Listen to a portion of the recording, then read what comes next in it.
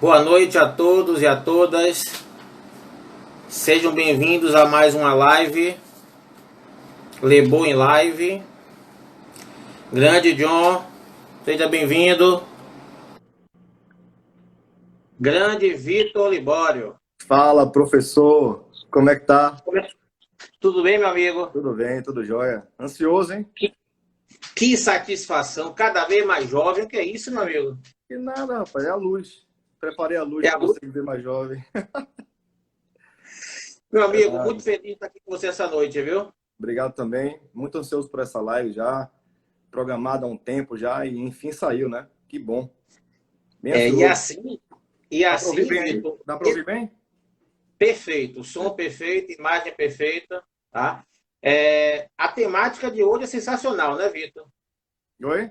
A temática, a A pauta tá temática de ótima. hoje é sensacional. Ótimo. Tá dentro de todo um contexto que a gente está vivendo agora aí. E bem ansioso para poder bater esse papo, as pessoas participarem bem à vontade aí. Acho que vai ser bem Que bom. bacana. Bem Se legal. você puder, Vitor, levante sua câmera um pouquinho mais para cima, tá cortando um pouquinho sua testa. Aí, maravilha. Meu amigo, Tentei botar um somente agora tripé aqui para poder ficar bacana. Acho que tá legal, né? Bom, tá show encaixou de bem bola. aí? Enquadrou. O design, a estampa ajuda. Você é um cara bonitão. Você Bom, que tá, pessoal, rapaz. Seus olhos. boa noite a todos, tá? 20 pessoas já, ó. 2 minutos, já temos 20 pessoas. Imagino que o time SB deve estar completo aí. Mas, Vitor, para que você entenda, né? Seja bem-vindo ao Lebo Consultorias em Live. Você já conhece bastante a nossa consultoria, o nosso trabalho. A gente vai falar um pouco sobre isso aqui na noite de hoje. Mas eu resolvi, da quarta-feira passada até o final do mês de julho, fazer algumas lives, onde eu, Vitor, passo a ser, né, um anfitrião e trago pessoas da minha rede, do meu network, pessoas competentes, pessoas de bom caráter e pessoas que têm um serviço a prestar à sociedade para poder dividir o nosso público e trazer informações para todos vocês. Na semana passada, eu bati um papo com um grande amigo meu, doutor Luciano Ferreira, da Coppercola, e foi bem interessante. E hoje, um outro amigo que a vida me deu, que a atividade profissional me deu, tá? E seja bem-vindo mais uma vez. Valeu, Lebo. Obrigado. Boa noite a todos, né? Vamos participar desse bate-papo. Acho que vai ser bem bacana, bem interessante. Tem assuntos legais que eu quero falar para todos, compartilhar. E estamos num momento aí que tudo que se traz à tona em relação principalmente pelo turismo, né? Que é a pauta de hoje também, e alguns assuntos, é importante compartilhar com o máximo de pessoas possíveis, né? Então, assim, informações, conhecimentos, eu acompanhei algumas lives suas, acho que quase todas, né? E como sempre, a maioria delas, ou quase todas também, realmente foram magníficas. A última é um médico, com o doutor Luciano, né? Isso foi fantástico também, foi perfeita, adorei bastante. E estamos aí, eu tô disposto aí para a gente conversar bastante, trocar umas ideias, ver o que a gente tem de perspectiva aí pro cenário pós-coronavírus, pós-Covid, dessa loucura toda que a gente está vivendo, falar um pouco sobre o turismo para o pós, né? Dar uma pincelada do que estava antes, para ter uma real noção do que era e o que a gente espera daqui para frente, né? Então, vamos lá. Perfeito, meu amigo. Eu sigo um ritual, eu gosto muito de ritos. E o primeiro ritual que eu faço é apresentar o meu convidado, tá? Então, Vitor Libório, a nossa live de hoje, pessoal, é viagens e eventos corporativos pós-Covid, ameaças e perspectivas. Quem é o nosso convidado de hoje? Vitor Libório. Vitor é graduado em turismo pela Visconde de Cairu, em 2003. Tem pós-graduação em administração com gestão de negócios pela Unifax, em 2009. É especialista em turismo corporativo, que é o carro-chefe realmente do negócio de Vitor. Ele vai explicar isso daqui durante a nossa live. Eu vi aqui, Vitor, trabalhando na Transbrasil, mas, pessoal, calma, ele foi menor aprendiz na Transbrasil. Vocês estão vendo Quase que isso. Vitor é um cara bem mais novo do que eu. Trabalhou na Unilever, na Shalom Operadora, Altur Viagens, Visão Turismo e a Vitor está fazendo 11 anos o grupo SB Travel. 11 anos. 11 anos. Foi Pô, fundado em 2009. Eu vou falar um pouco sobre a história dela, vocês vão entender um pouco melhor. massa. Vitor é fluente em inglês, é apaixonado por vendas, é um empreendedor por natureza, é um esportista e dentro do currículo dele, assim como na semana passada, ele é casado com Dona Renata, que eu garanto que é quem manda em casa, tá? E é Com pai de uma certeza. dupla, que é Bebeto e Romário na Copa de 94, viu? Daniel, de 9 anos, e Davi, de 4 anos. Manda um beijo para todos eles. Tá? Só Um tem um beijo pro defeito, viu? É menino. torcedor do Bahia. Torcedor do Bahia. Você também é, eu sei Ó, que você é. seu sócio entrou aqui, acabou de dar risada, viu? Ele se Vitor, prepare. primeira pergunta aqui logo dentro de nossa proposição, tá? Como surgiu, Vitor, o seu desejo de empreender?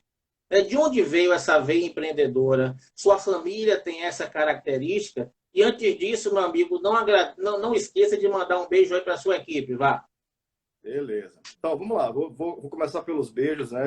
Pelo abraço a toda a equipe da SB, né? A gente está há quase 90 dias nesse isolamento, né? Nessa quarentena muito doida, meio surreal. Na verdade, surreal, né? Do que a gente estava vivendo. Então, eu vou dizer um por um aqui para não esquecer, tá bom? Então, vamos lá. Massa. Primeiro vou agradecer a meu sócio, Breno, que também tá participando aí da live. Eu sei que ele está presente. Danilo, John, Márcio, Cecília, Carla, é muita gente. Maíra, Taene, Damiana, Adriano, João, Bahia, Josi, Damile, Léo, Antônio, Vulgudinho, Sidney, Ricardo, Nerivaldo, Joelma, Luan, Jurênia, Gabi, Alana, Letícia, Raine, Eber, Rita, acho que não esqueci ninguém, tá? Todos esses meus guerreiros, né, que a gente está passando por isso junto, né, e algumas pessoas também que deixaram de fazer parte da equipe, obviamente, por todo esse ajuste que a gente tem que fazer ao longo desse período, e agradecer imensamente a eles por estar passando isso junto com a gente, tá? A gente sabe que a dificuldade da empresa é enorme, mas imagino também a dificuldade de todos eles, primeiro por ter sido arrancado um planejamento inteiro que estava sendo feito para um ano fantástico como 2020, né? É um ano que realmente ia ser maravilhoso dentro do ponto de vista em relação à estratégia, à venda, a tudo que a gente estava planejando. Então, essa equipe realmente está segurando o rojão, como se diz no ditado popular, e segurando muito bem. Então, assim, todos eles foram extremamente tolerantes com tudo isso e de uma paciência e de uma cumplicidade do momento que realmente é bem ímpar, né? Do grupo SB, do pessoal da SB, que é um dos diferenciais da empresa, né? Que é a equipe que a gente tem, esse pertencimento, esse sentimento de dono que cada um tem, a gente sempre fala isso. Então, fez faz a diferença e vai continuar fazendo ao longo desse tempo, tá? Você me falou a questão de como que surgiu essa veia de empreendedor. Na verdade, você falou da família, que a família, se tem alguém na família, na verdade não, é muito pelo contrário, né? Então a história é bem curiosa, porque a maioria da minha família é formada por concursados públicos, por servidores públicos de instituições federais, grandes bancos, enfim. E são brilhantes servidores públicos e concursados públicos brilhantes. E todos eles acredito que imaginavam, minha mãe e meu pai principalmente, acreditavam que eu fosse um concursado público, né? Então é o que passava na cabeça de todos eles que eu fosse um bancário, como minha mãe foi aposentada da Caixa Econômica e como minha família toda foi. Só que isso era uma coisa que eu sabia desde o início que eu não queria, viu, Lebo? Então era a primeira certeza que eu tinha, era não ser concursado público. Não pelo trabalho, que eu acho que é um trabalho magnífico, entendeu? Inclusive pela história da minha família, né? Todos, a maioria deles, estudaram bastante e tinham isso apenas como opção, né? É uma família que lutou muito desde cedo para conquistar, porque não foi fácil, não era uma família rica, muito pelo contrário, é uma família que tinha poucas posses e estudou bastante, então eles tinham isso como norte, né? E era uma coisa que eu sabia que não queria do início, era a primeira certeza que eu não queria. E a segunda certeza, que aí sim, que eu não me lembro em qual momento que ficou estampado para mim, mas minha família sabe muito bem, que era o que me norteava, que eu queria ter algo para mim. Então eu queria montar algo, eu queria ter alguma coisa que eu pudesse criar, que eu pudesse inovar.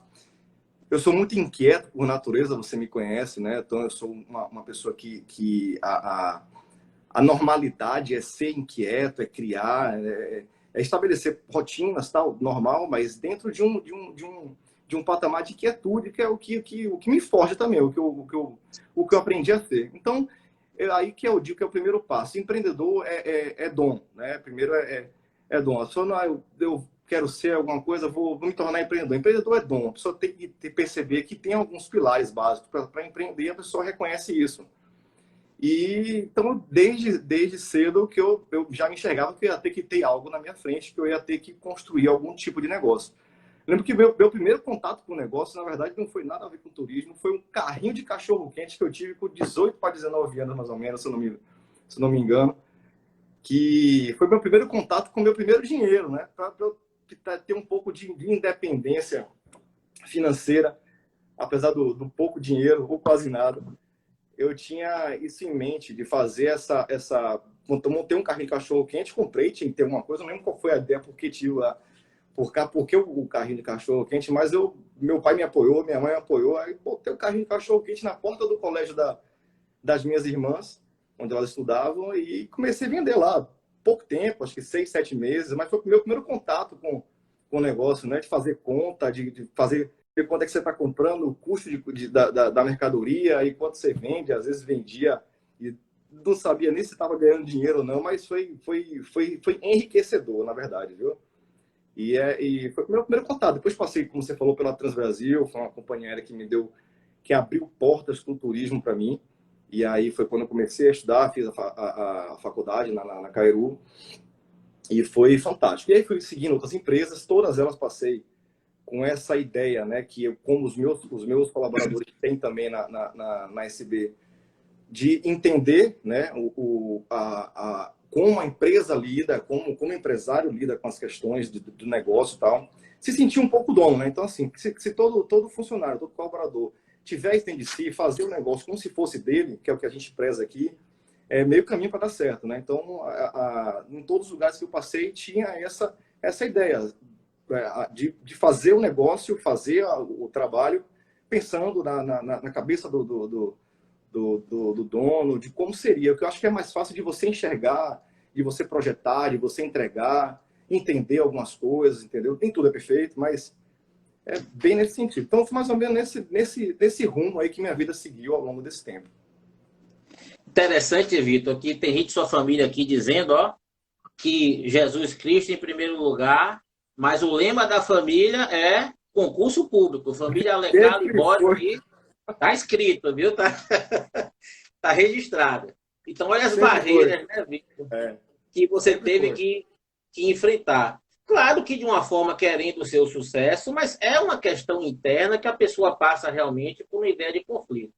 E hoje você tem cerca de 30 funcionários, né? Você multiplica isso por uma média familiar de 4 pessoas, 120 pessoas que dependem do seu negócio, do negócio que você criou, que você idealizou, numa situação dessa que a gente vive hoje. Então, é de se fazer pensar, né? Você ser empreendedor no momento de hoje é uma situação bem complexa. Mas, Vitor, me diga aí, o que é uma TMC? Me explique aí o negócio, né, do Grupo SB, da SB Travel. Porque eu sei, a gente se conhece bastante, eu passo serviço para você lá de consultoria, que é uma dificuldade que você ainda tem até no trade. Então, aproveita a oportunidade aí. Qual é o diferencial da SB? O que é que ela faz? O que é que ela pode oportunizar para o mercado? E o que é uma TMC, meu amigo? Primeiro, vamos falar que assim, o turismo ele é separado em diversos segmentos, né? Então, todos nós já ouvimos falar em turismo religioso, turismo de lazer, turismo é, é, de eventos, enfim, tem vários segmentos do turismo que são infinitos aqui. Se for falar, a gente passaria a live inteira. O mais conhecido, que tem o senso comum, onde as pessoas, quando se fala em turismo, as pessoas mais entendem, é o turismo de lazer, né? Que é o turismo pessoa física, onde o nome já diz, a pessoa compra um pacote, viaja, transita pelas cidades, pelos países, fazendo o turismo convencional, como todo mundo já conhece, certo? É o mais conhecido, é o turismo de lazer. A SB, ela é especialista em turismo corporativo. O que é o turismo corporativo? O turismo corporativo, ele é a gestão de viagens das empresas, da PJ, né? Então, geralmente ela não tem um foco com pessoa física. No caso da SB, a gente também tem pouco foco com pessoa física, é muito mais PJ, muito mais empresa. E é o turismo corporativo que, se vocês observam aí, que espantosamente, como eu falei para você há um tempo atrás, se o turismo corporativo para, né, a ponto do que está agora, para toda a cadeia. Então, assim, a gente vê que vários hotéis, companhias aéreas, locadoras de veículos e vários serviços de turismo, eles têm mais ou menos de 60% a 70% das vendas feitas com turismo corporativo, turismo de negócio. Então, assim, vários hotéis em cidades grandes, Brasil, fora, são preenchidos em sua grande maioria por turismo de negócio, né? Então, você entra no avião hoje, na normalidade, né? E você vê aquele avião cheio, pode contar ali que 70%, ou até mais, a depender, é do turismo corporativo. São pessoas que estão viajando para fazer algum tipo de negócio, que o objetivo final seja negócio, né? A empresa que ele trabalha, ou ele como autônomo, enfim, é uma compra PJ, aquela viagem está sendo objetivada por alguma finalidade de negócio, né? Um evento que é também envolvido com turismo corporativo, algum seminário, o próprio negócio em si, área técnica, enfim. São várias áreas dos trabalhos, enfim, que tem como cerne do negócio fazer viagens para poder fazer negócio. Então, é nesse contexto que a SB, que é uma TMC, que na verdade é um termo em inglês para dizer que é uma agência especializada em turismo corporativo. O papel da TMC é fazer essa gestão dessas empresas, desses clientes, nessas viagens de negócio. Então, principalmente, né, pela análise de orçamento para entregar inteligência nessa gestão de viagem. Então, assim, a gente entende que viajar tem que ser feito com menor preço, otimização de custo, antecedência. Então tem uma série de critérios que se faz nas viagens corporativas. E aí, um dos diferenciais da SB é entregar essa gestão. A SB ela foi formada, ela foi feita para atender já essa demanda corporativa. Então, assim, o que é uma diferença em relação a algumas outras agências, que são agências tradicionais, que ao longo do tempo elas vendiam um pacote de lazer e tal, e ao longo do tempo elas acabam atendendo algumas contas de corporativo por fazer parte do turismo, tá?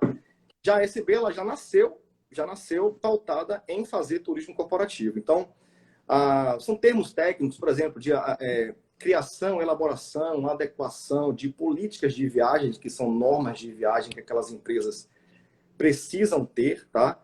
Para poder controlar os custos de viagem. Então, quando você fala controle de custos de viagem, normativa de viagem, então são coisas que as empresas que usam das viagens corporativas precisam ter. E a gente fala aí que, sem sombra de dúvida, até então, né, antes dessa loucura toda, custos com viagem geralmente estava entre segundo e terceiro maiores custos das empresas. Então, assim como folha, suprimentos, não pode ser um custo negligenciado. Então, tem que ser controlado. E aí é onde entra o papel da TMC. Atender e fazer, entregar esse controle, através de ferramentas de gestão, ferramentas de emissão, enfim, que engloba todo esse pacote, né, digamos assim, que as empresas contratam essas TMCs para fazer essa gestão de viagens. E aí a gente tem carteira aí para mais de 100 clientes aqui no Brasil, não só em Salvador. A gente é uma empresa baiana, sediada em Salvador, mas com clientes em todo o Brasil, tá? Então, com diversos segmentos, tem de empresas de calçado a alimentos, tecnologia, educação, diversos. Já vi cliente aqui também que já está na live, clientes de engenharia. Então, assim, às vezes um segmento desce, o outro sobe. Agropecuária também, vários clientes da agropecuária também que viajam bastante, né? Só ninguém contava com isso, né? Com isso que está acontecendo agora. Mas esse é o papel da TMC, esse é o papel da uma agência corporativa e o que a GSB faz e puxando a sardinha para minha brasa faz muito bem, muito bem. Não, eu atesto isso, porque conheço bem o trabalho de vocês, estive presente, até hoje estou presente, fazendo mentoria com você. Mas, Vitor, você é um hábil gestor, é um dos caras mais criativos que eu conheço, com boas ideias, e sua habilidade de venda também é muito forte. Né? Tão forte quanto a de John, que está aí, seu gerente comercial. Nunca vi dois caras para vender assim como está na veia. Me conte aí como é chegar, às vezes, numa grande empresa, que o seu primeiro contato é com a secretária do diretor, do dono, do superintendente, né, do gestor maior, do CEO, e que ela mesma fazia esse controle, ela mesma tinha essa atividade, como chegar ao presidente de uma grande empresa, de uma grande corporação, mostrar o serviço que vocês fazem, ao ponto de coisas que eu sei que você já fez, de ensinar o cliente a programar a viagem, a estruturar. Me diga como é essa mágica, meu amigo, que você faz. Bom, às vezes é mágica mesmo, viu? Mas vamos lá.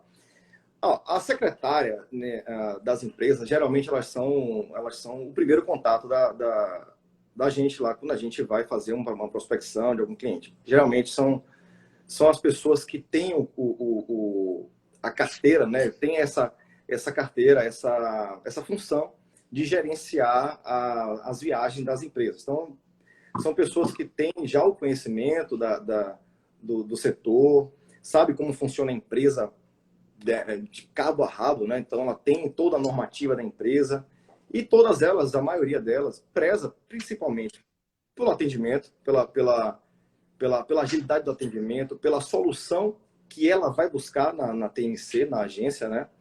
E muitas delas têm com já um pouco mais antigo, né? De ter um relacionamento, né? Ou apenas no atendimento, a ideia do que vai definir qual agência que vai ter a oportunidade de atender aquela conta ou não, né? Muitas delas já estão no século XXI, já entenderam que a função da TMC e o que é que aquela empresa, o cliente, precisa de uma TMC, então muitas delas já estão totalmente adaptadas para isso. Mas há um tempo atrás era bastante difícil, né? Você às vezes se barrava nesse primeiro contato, e aí a gente tinha que passar a ideia para ela do que é o papel da agência e o quanto era importante para ela, inclusive, né? Na otimização dos processos dela, da empresa. Então, quando você fala otimização de processo, você está falando em redução de custo. Quando você fala em agilidade de entrega de um sistema, por exemplo, você está falando em redução de custo. Quando você fala em entrega de uma política de viagem bem implementada, você está falando em redução de custo. Então, tudo leva a uma redução de custo. E redução de custo leva o presidente, o gestor daquela empresa, abrir a porta e falar que, pô, venha, seja bem-vindo, vamos fazer um trabalho aqui. Então, assim, tem algumas barreiras que se passam. Hoje está muito mais claro, né? Quando a gente vai fazer uma prospecção, está muito mais claro o papel da TMC. Então, ela já tem mais ou menos a ideia do que ela busca e a gente vai entregando esse critério que elas colocam, tal, e as empresas colocam, e a gente vai passando e vai entregando o que tem de melhor, né? Mas ainda tem algumas que barram, viu? É bem comum. Maravilha, Vitão. Vamos voltar agora, Vitor, no tempo. Há exatos 90 dias. Aliás, antes dos 90 dias, vamos voltar um pouco antes. Porque a gente sabe, né, o seu mercado, especificamente a SB, sofreu um baque antes mesmo do coronavírus acontecer aqui no Brasil. Então, pergunta que eu faço é, conte como foi isso, né, a questão do pacote que você tinha para a Itália, e já estava naquela efervescência do Covid-19, e como foi aquele dia D do isolamento social, que você me ligou, a gente conversou, lembra disso? Aí você lembrou Que porra é essa? Desculpa só o termo, tá? Que zorra é essa? Como é que vai ser esse negócio? Remonta esse passado aí pra gente, Vitão. Desde a história da Itália. Vamos lá. Vamos voltar aqui para Carnaval, um pouco antes do Carnaval. Já se tinha o tema coronavírus no mundo, né? É como se fosse uma nuvem lá em cima que a gente, parece que vai chover, mas não tá com cara que vai chover aqui, não. Vai chover lá e outro tal. Então, voltar para Carnaval, a gente tinha uma viagem com um cliente, né, PJ, que é um dos produtos que a gente tem, que é viagem de campanhas de incentivo, né, com um grupo de um cliente PJ nosso aqui, que ele ia levar 100 pessoas, 60 agora, 70, que já tinha levado o ano passado uma outra parte, para a Itália, né, na segunda parte do roteiro, que seria 21 de março. Então, durante o Carnaval, até um pouquinho antes, já tinha, na Itália, já estava se falando em coronavírus, em bloqueio, lockdown, acho que pela primeira vez, muita gente ouviu falar e entender, né, de verdade o que era um lockdown quando aconteceu na Itália. Então, na China, aconteceu a primeira vez, em final do ano, a gente teve acesso em janeiro, se eu não me engano, acho que foi em janeiro, que a China estava com surto e a gente imaginava, eu principalmente imaginava, vai ficar na China, vai, né? Acho que a nossa geração, ou pelo menos 99% das pessoas que estão aqui vivas, nunca imaginava que isso iria acontecer, nunca passou por isso. Então, na Itália já se falava em lockdown, já se falava em bloqueio, então já começou a acender um sinal amarelo para a gente aqui, pelo menos para essa viagem da Itália. Então, falou, a gente vai ter algum problema em relação a essa campanha, a gente não vai poder, talvez, embarcar. A gente se falava em observar mais um pouco, pós-carnaval, e foi isso que a gente foi acontecendo, foi medindo, né? Entrava em contato com o pessoal da Itália, o pessoal no início meio que atenuava lá, os fornecedores meio que atenuavam um pouco, e depois o negócio foi tomando uma proporção lá, e tudo que a gente estava planejando, talvez a viagem acontecesse em maio, já não era mais março.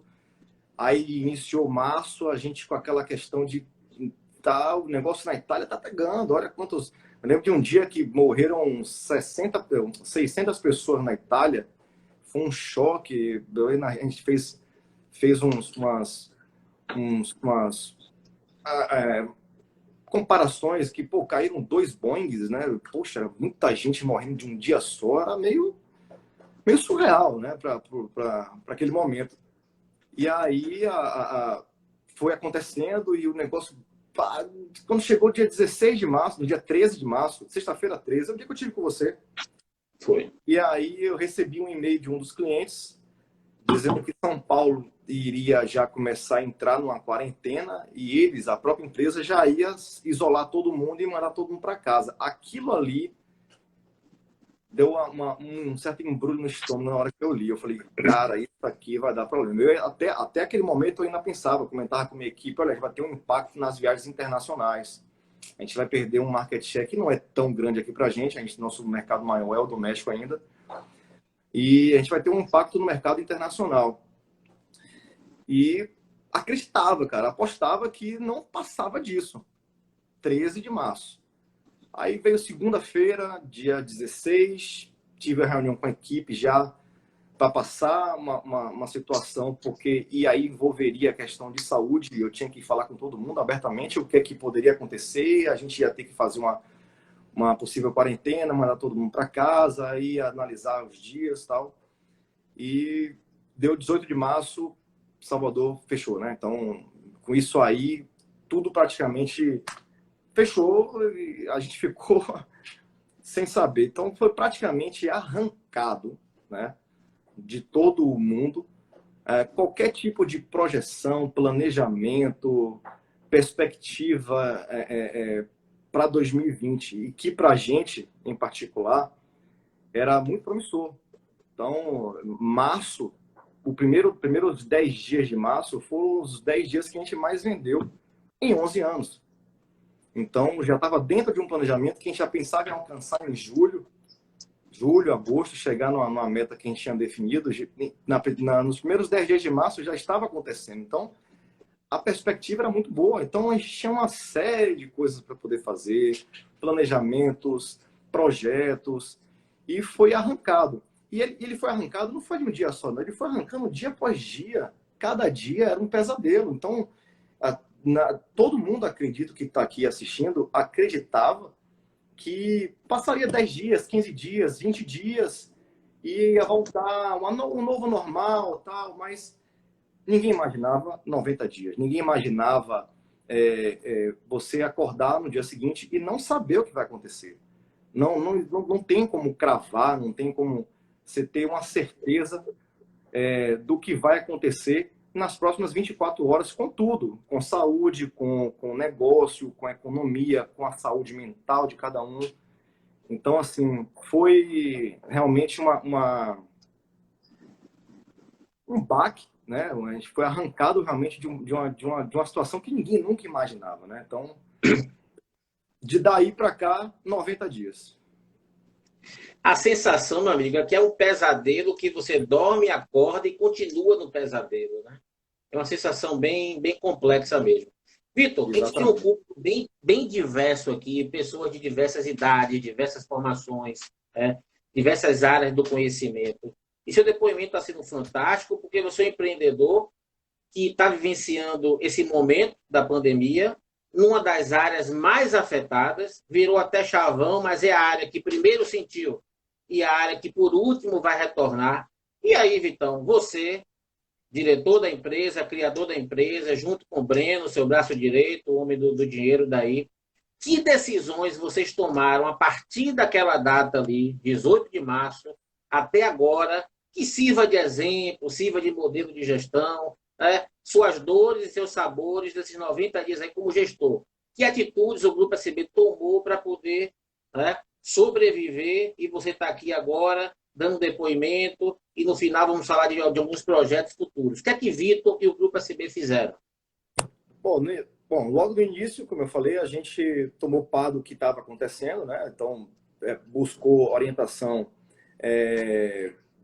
dos órgãos, né? Das organizações mundiais de saúde, o que tem de todas as formações, para ver em que pé estava essa situação, né? Então, e quais os protocolos que a gente tinha que seguir. Então, a primeira coisa que a gente fez foi, antes inclusive da quarentena imposta em Salvador por decreto, a gente já tinha mandado todo mundo para trabalhar em casa. Então, a gente preparou toda a equipe, entregou computador, estruturou todo mundo, meio que a toque de caixa, né? Muito em cima da hora.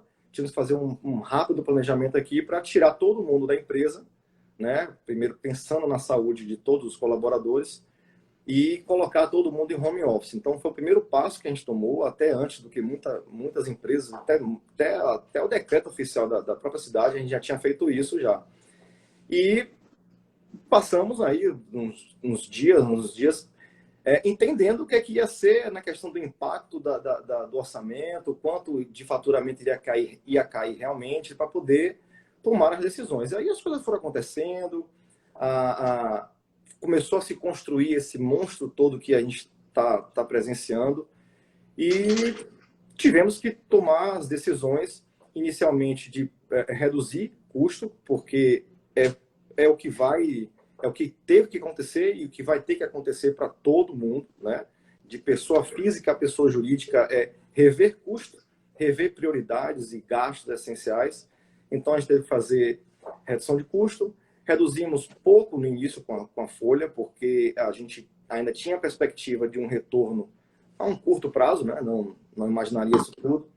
Então, a gente fez redução de custo com folha, com renegociações de aluguéis, contrato com os fornecedores. Então, a gente já foi caminhando em cima desses protocolos que a gente criou internamente. Lembrando que tinha coisa que a gente imaginava e criou um protocolo para isso, e no dia seguinte, ou na outra semana, mudava completamente.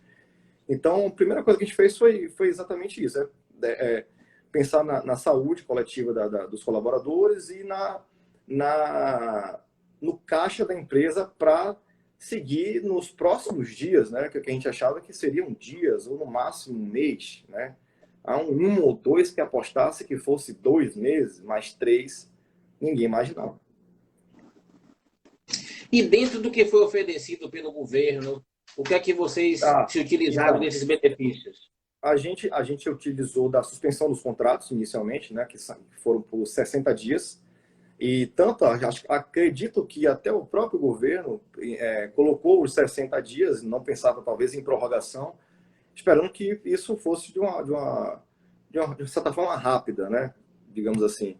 Então, fizemos a suspensão de contrato inicialmente com os colaboradores, ficamos com 2, 3 trabalhando em regime de plantão, né, atendendo a demanda que sobrava ainda, porque a gente ficou com 10% do faturamento do que era antes.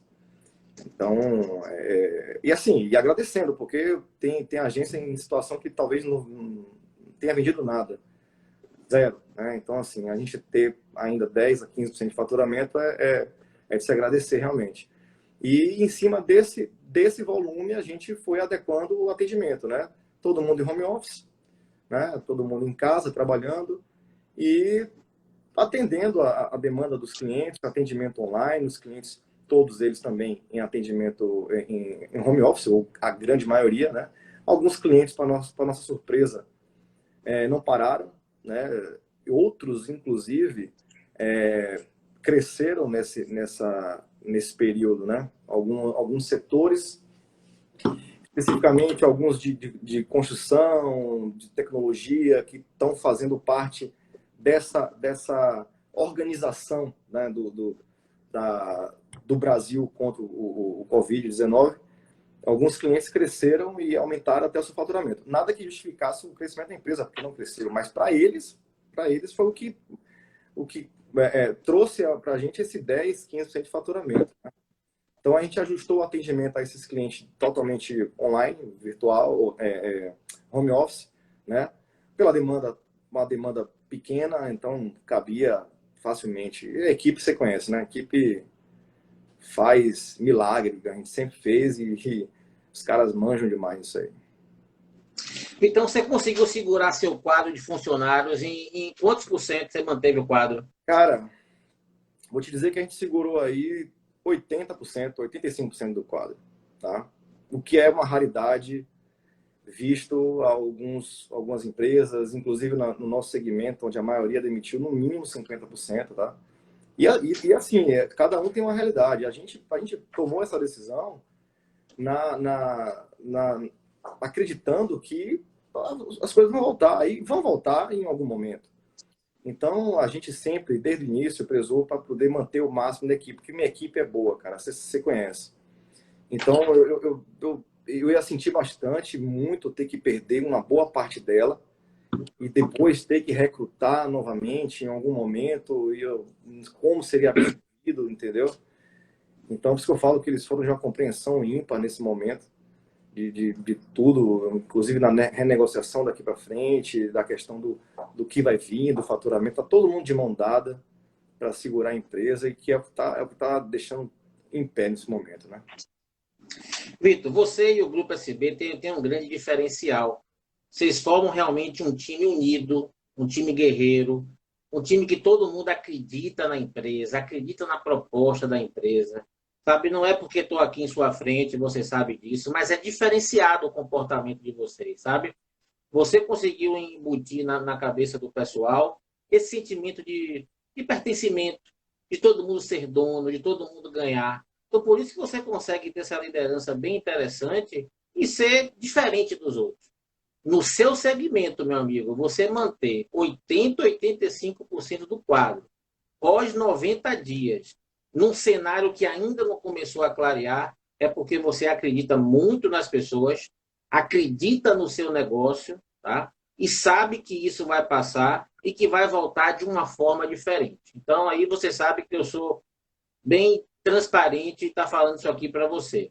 Mas, Vitão, dentro de tudo que está acontecendo, eu sei que você é um cara inquieto. Às vezes você passa a noite toda pensando, estudando, e eu sei disso. Tá?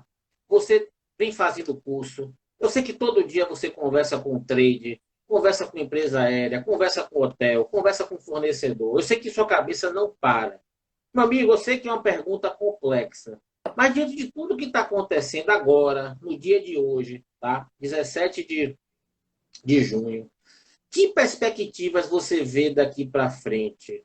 Né? Não é futurologia, não se preocupe, tá? Isso aqui é ao vivo, vai ficar registrado, mas ninguém vai lhe cobrar isso. Mas o seu feeling, eu acredito muito, bicho, no seu feeling. E de tudo que você está vendo assim, qual é o norte do seu segmento? Os próximos 3 meses aí. 3 meses? Vamos lá. 3 meses. Eu vou dar até um pouco mais, vamos lá.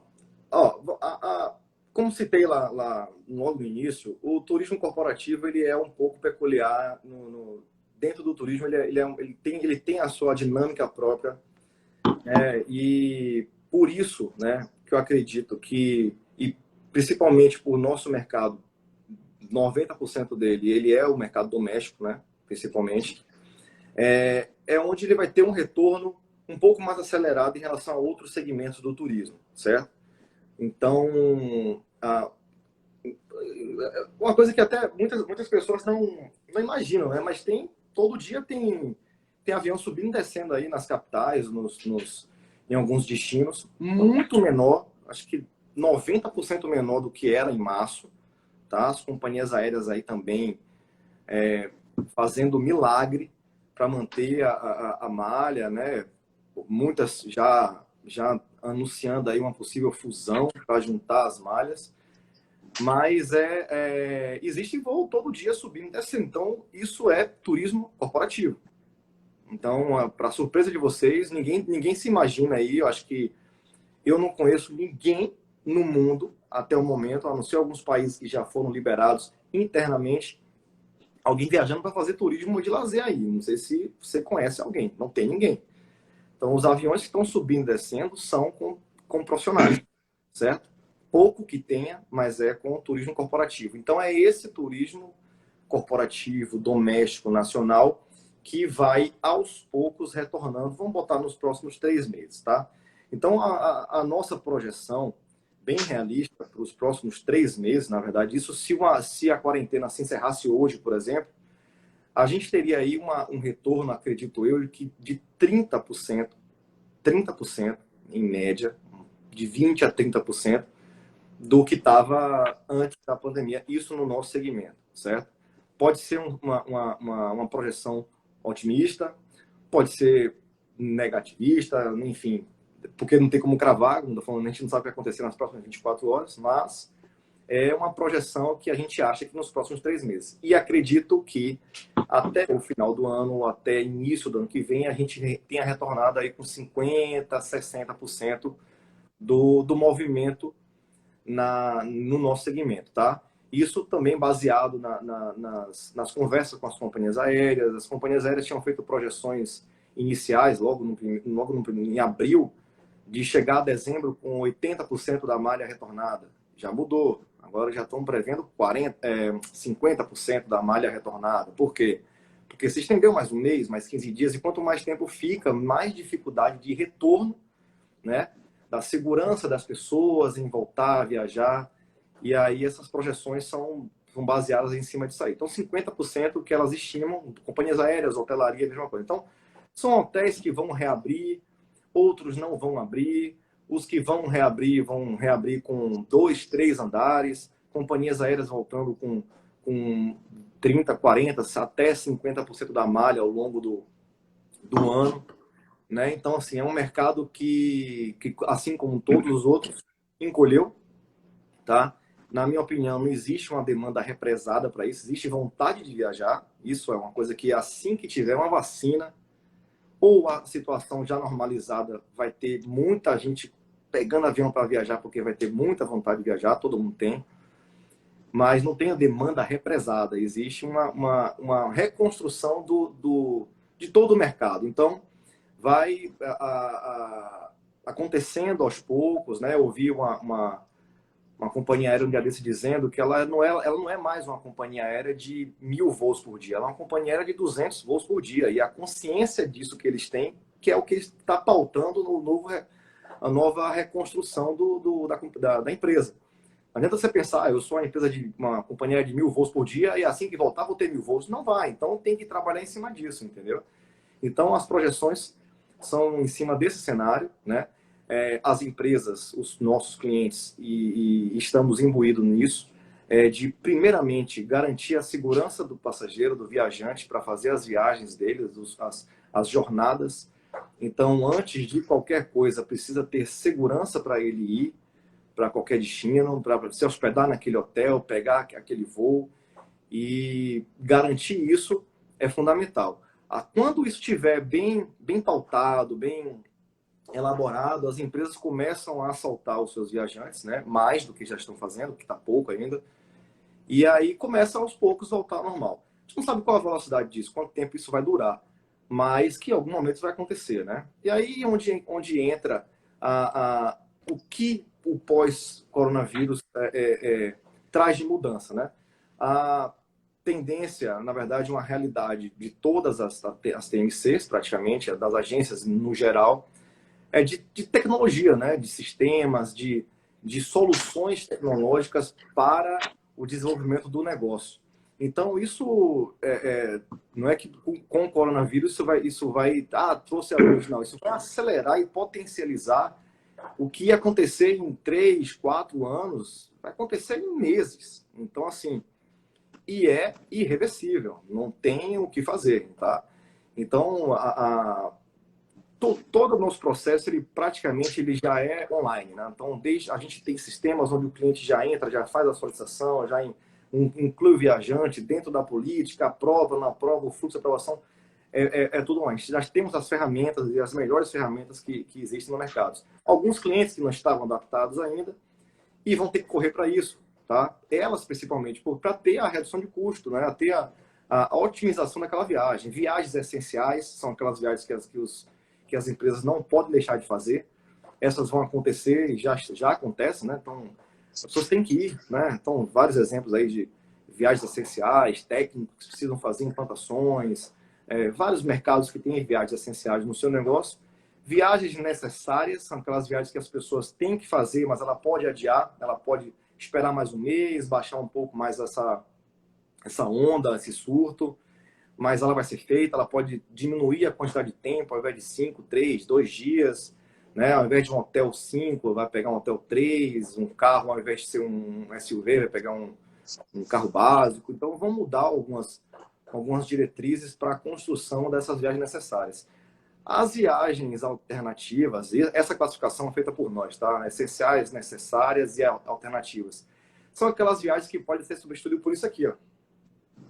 Por uma teleconferência, por uma ligação. É isso que eu queria lhe perguntar. Né? Só se fala em home office, só se fala em trabalho remoto. Para que todos entendam, o trabalho remoto é você poder exercer sua atividade profissional através de ferramentas de tecnologia. Então, por exemplo, nesse período eu ministrei 4 aulas de pós-graduação remotamente, eu fiz palestra remotamente. Eu quero que dentro sabe, seu mercado, sua carteira de clientes, como é que você entende que isso vai impactar no seu negócio? Quantas pessoas deixarão de viajar porque poderão fazer tudo remotamente com o auxílio da tecnologia? Olha, acredito, Lebo, que todos os nossos clientes têm esse tipo de viagem que vai deixar de ser feito, tá?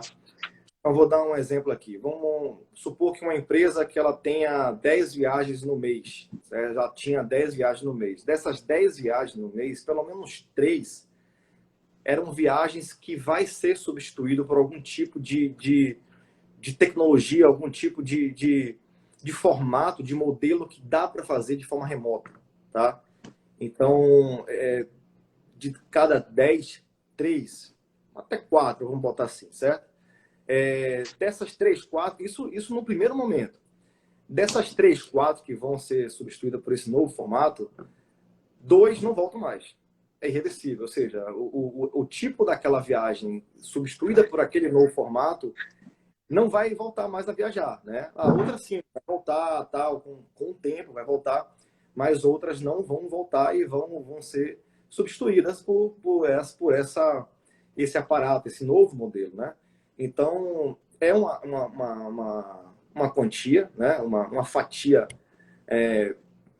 muito importante nesse mercado, porém, Outros segmentos podem crescer, segmentos que têm como viagem essencial o cerne do negócio, né? Então, a gente tem um cliente, por exemplo, que ele trabalha com umbilicais de petróleo. Então, tanto a venda quanto a implantação, ela é feita de forma presencial. É um tipo de negócio que não substitui com tecnologia para vender e para implantar. Então, não é viável um cara fazer uma implantação de um negócio desse remoto, entendeu? Pode facilitar, a tecnologia vai facilitar ele lá no acesso, mas, um exemplo, é um dos exemplos de viagens essenciais. Assim começa, tem diversas, né? Mas outras vão ser realmente substituídas, é uma fatia substancial. Vitor, como é que você vê o seu mercado concorrente? Né? Seguramente o Grupo SB é o maior da Bahia hoje, tá? Um dos maiores do Nordeste, a gente sabe disso. As pequenas vão quebrar, o que é que vai acontecer com elas? Que tipo de movimento você começa a enxergar? Né? Qual é o cenário que você enxerga dentro do viés assim do mercado concorrente? Bom, obviamente, como eu falei, o mercado como um todo vai encolher. Né? A gente não volta como a gente era, do tamanho que a gente era, ninguém volta do tamanho que é. Né? Todos os segmentos, acredito. Né?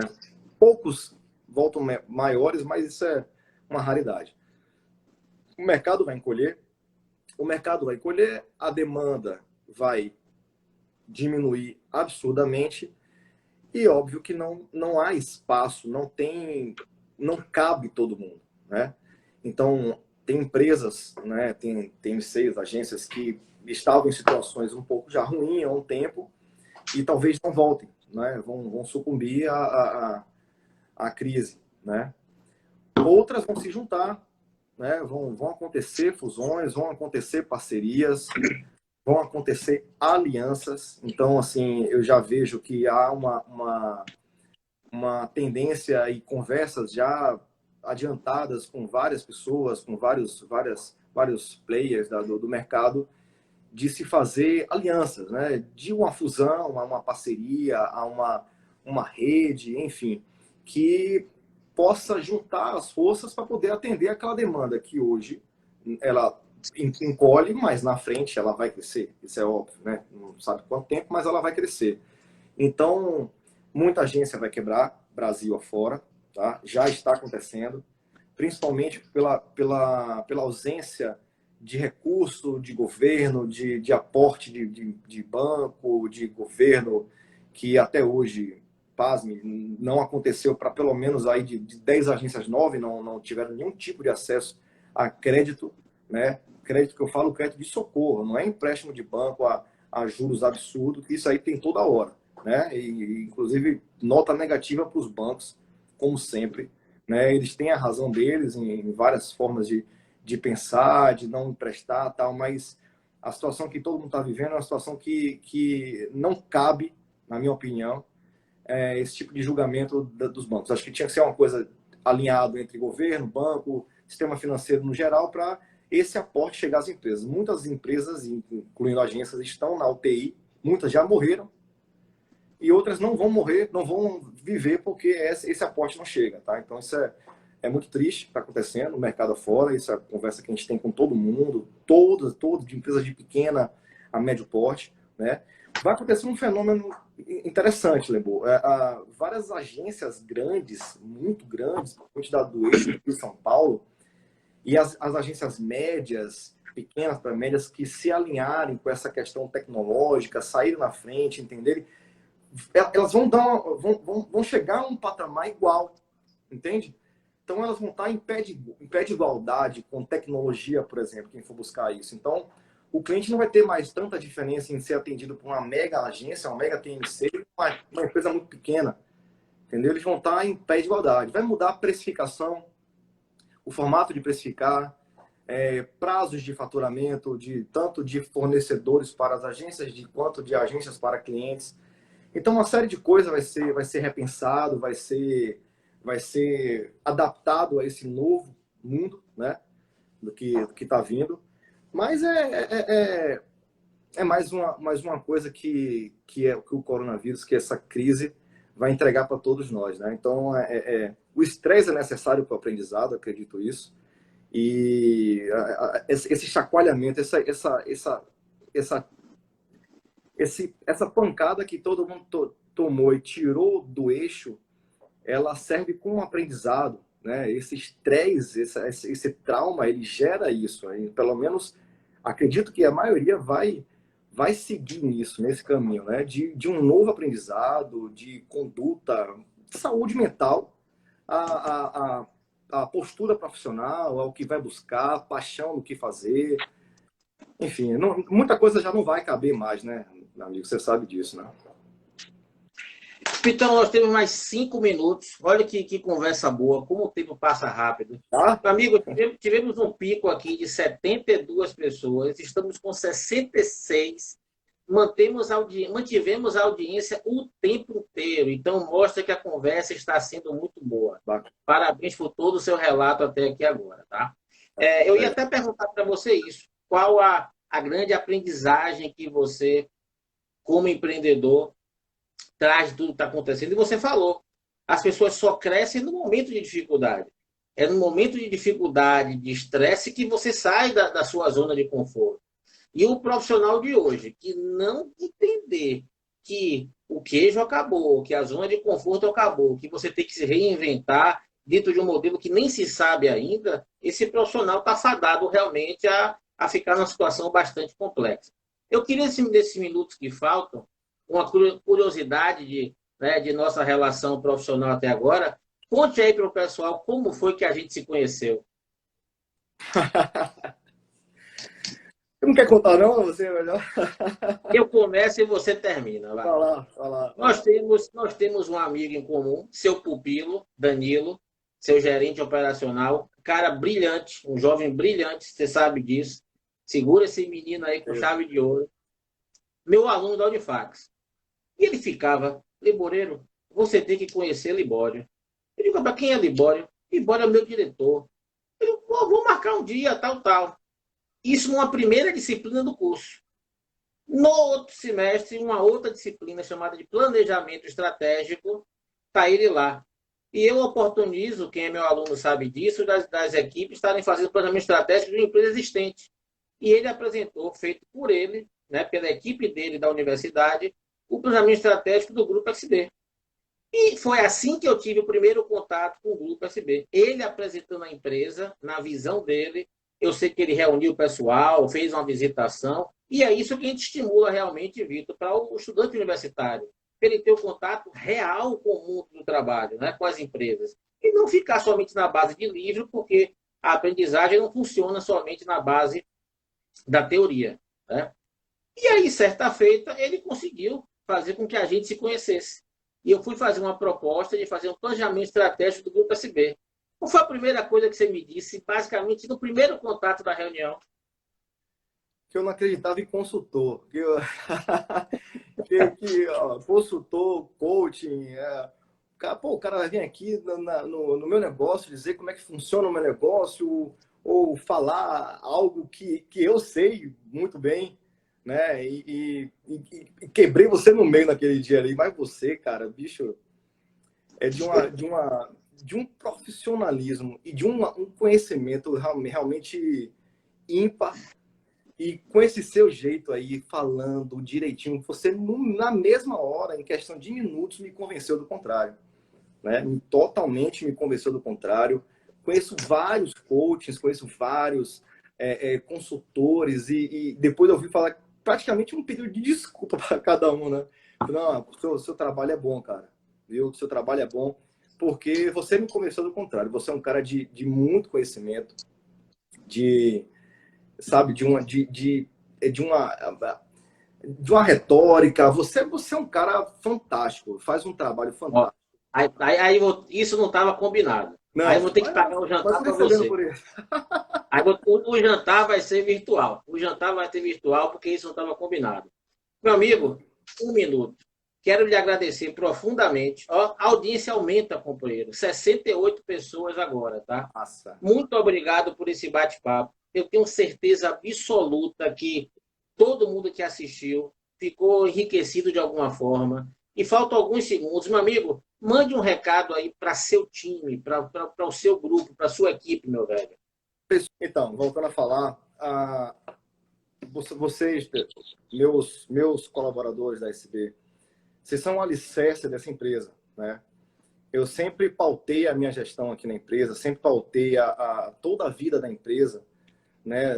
De quando a gente foi fundado, e eu tenho uma pessoa comigo desde o início, que é o Márcio, e outras que foram entrando, foram pautadas em vocês. Então, a gente sempre apostou no que há de melhor em cada um de vocês. Então, eu sempre falo que esse sentimento de dono, esse pertencimento que cada um de vocês tem, né, a partir do momento que vocês colocam o primeiro pé aqui e a gente passa essa ideia para vocês, eu sempre falo que a porta da gente é aberta, né, para ouvir, dar sugestões, críticas.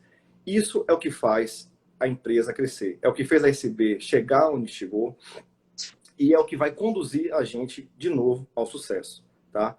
Eu tenho certeza que a gente vai reconstruir o nosso negócio. A gente vai entregar, como a gente sempre fez, o melhor de nós em cada segundo que a gente estiver aqui dentro, porque a gente entrega paixão. Todos vocês entregam paixão. Eu não conheço uma pessoa que trabalha no SB, nenhum dos meus colaboradores que saem de casa sem vontade de vir para cá. Muito pelo contrário, eles vêm com muita vontade de estar aqui. E muitos não querem ir embora. E é um problema até para o RH, para a Cecília, você sabe disso. Ficam tempo e dão sangue. Esse livro ponto é um problema, hein? Pois é. E aí os happy hours que se estendem aqui, ó.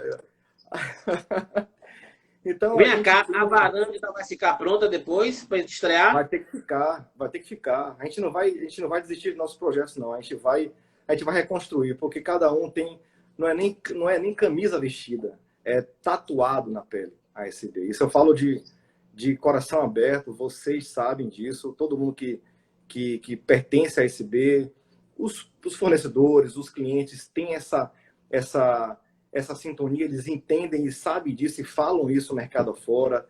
E eu sempre falo, o primeiro diferencial da empresa são os colaboradores, são as pessoas que fazem essa empresa e que vêm fazendo ao longo desse tempo inteiro. Então, para vocês, o meu muito obrigado. A gente vai, como eu falei, reconstruir em cima dos nossos sonhos, dos nossos projetos. Vamos errar, vamos aprender, mas vamos seguir sem medo de vaias. A gente vai seguir. Se errar, volta atrás, começa de novo, mas sem medo de vaias. Porque o que a gente faz nosso comportamento não é uma hipótese que vai dar certo, né? Não existe isso. Não há uma certeza de nada. Mas quando a gente dá a entrega da paixão, quando a gente faz da forma que a gente faz, a gente sabe que o sucesso é logo ali. Então a gente vai voltar a reinar, a gente vai fazer como a gente sempre fez, o nosso melhor, porque vocês fazem todo o diferencial, né? Então, para vocês, meu muito obrigado. Meu amigo, eu espero que você esteja vendo aí os depoimentos de seu time aí, viu? Eu estou vendo depois alguns aqui, Léo. Só o sacana do Brenner que está falando da varanda lá. Meu amigo, muito obrigado. Espero que você tenha gostado do nosso bate-papo, da experiência, tá? E esse projeto nosso vai continuar no mês de junho e julho. Amanhã, pessoal, eu já vou divulgar nas redes sociais todo o cronograma de convidados. E assim, ó, todos top. Tá? Se tiver alguma live que não seja positiva, pode dizer que vai estar mentindo, tá? Meu amigo, muito obrigado. Fique com Deus. Tamo juntos e vida longa e próspera a SB e a Lebo Consultorias, irmão, viu? Grande abraço. Obrigado, parceiro. Vamos continuar firme e forte no nosso projeto, porque é sucesso, viu? Muito obrigado e gostei muito. Valeu. Tchau, pessoal.